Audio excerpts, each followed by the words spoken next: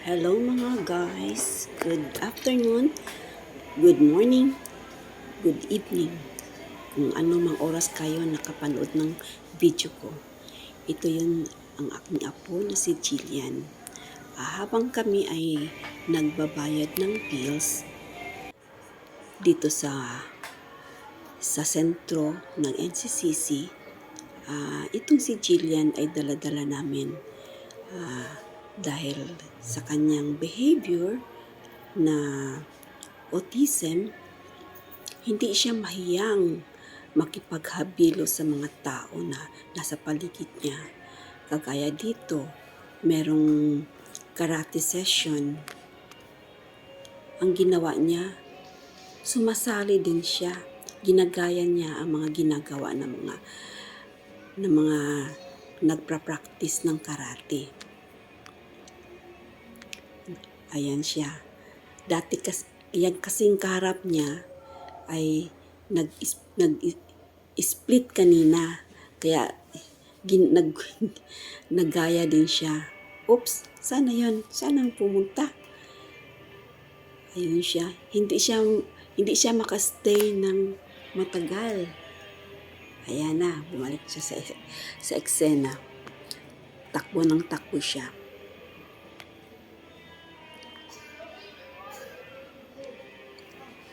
Yan talaga ang behavior ng isang autism. Hindi mahiya. Ayan, ginagaya niya yung ginagawa ng isa. Tsaka, mahilig siya sa mga matatanda. Ayan, tingnan mo siya. Ginagaya niya yung ginawa nung teenager. Gusto niya makipagkaibigan sa kanya. Ayan, hinawakan na niya yung kanyang kamay. Friendly naman si Jillian. Ayan siya, anong ginawa niya? Uy, sumasayaw. Sumasayaw siya.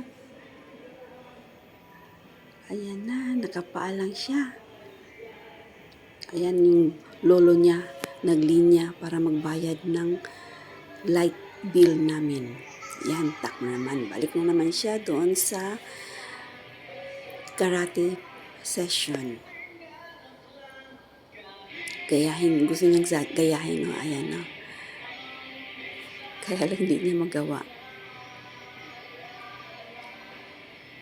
Kaya mo yan, Jillian. Kaya mo yan. Pero alam mo, ay nako. Ayan, doon siya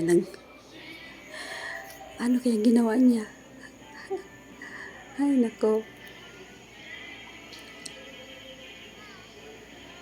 Gusto niyang gumaya pero ewan ko bakit hindi niya magayong yung iba. Ayan. Napakakulit na batang yan. Ayaw pahawak. Gusto ko ngang hawakan ang kamay niya, baka mawala, pero okay naman, safe naman ang place na yan. Hinayaan ko lang siya na maglaro. Akala siguro niya playground yan. Yan. Takbo siya. Uy, asa na yun? Umalis. Saan yan pumunta? Ay naku, tumakbo, palayo. Saan yan pupunta?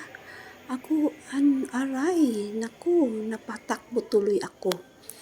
Jillian, saan ka? Naku, nakapakadelikado pa naman dahil merong escalator dyan sa bandang dulo. Ay, buti na lang bumalik. Ayan, patakbo-takbo siya. Walang sleeper. Asan pa pala yun? Siguro bumalik na siya doon sa karate. Oops, bakit hindi yung asan pala yun siya? Hindi bumalik sa karate session. Ayun siya. Asan pala yun? Oh no, saan ka, Jillian? Where are you? Nako, baka mawala ka. Ayun. Bumalik na siya doon sa may karate.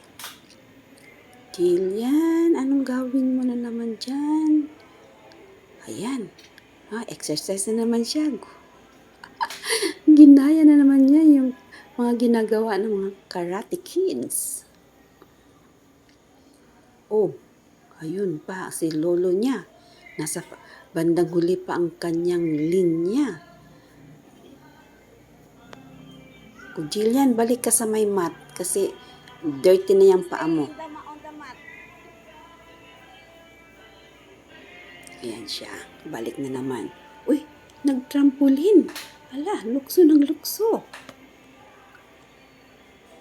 Lukso na naman. Ala, sige. Ayan, hinayaan ko lang yan siya dahil yun ang gusto niya.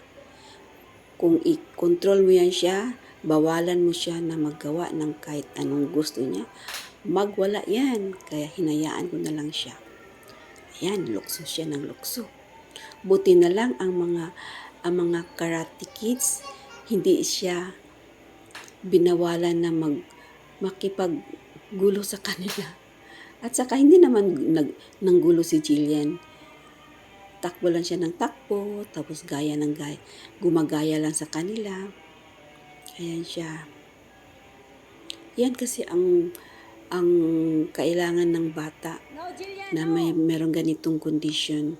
Hayaan mo lang siya na mag-explore. Kahit sa mga normal na bata, explore mo lang, hayaan mo lang silang mag-explore. Ayan siya, bakit siya pumunta doon? Baka naman, anong gagawin niya dyan? Jillian, huwag kang maglapit dyan. Sinabihan ko siya na may ipis dyan. Takot kasi siya sa ipis, kaya tumakbo pabalik. Natatakot siya sa ipis. Ayan, balik na naman siya doon sa karate space. Ano na naman kayang gagawin niya? O ayan, lukso na naman siya. Ay, hindi pala naglukso. Anong ginawa niya?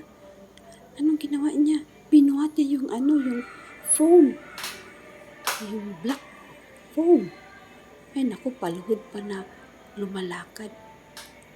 Ay, naku, Jillian. Talagang hindi siya nahihiya. Hindi siya natatakot na mapagalitan. Alam mo, sa mga normal na bata, ayaw nila makipaghalubilo, lalo na kung hindi nila kilala yung mga tao. Pero siya, hindi mahiya. Ayan, lukso naman siya. Buti na lang, hinayaan lang siya ng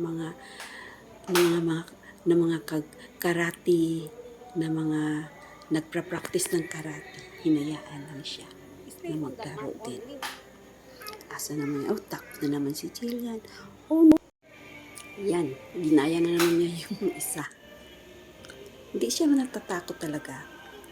Tsaka, feeling niya, kilala niya lahat.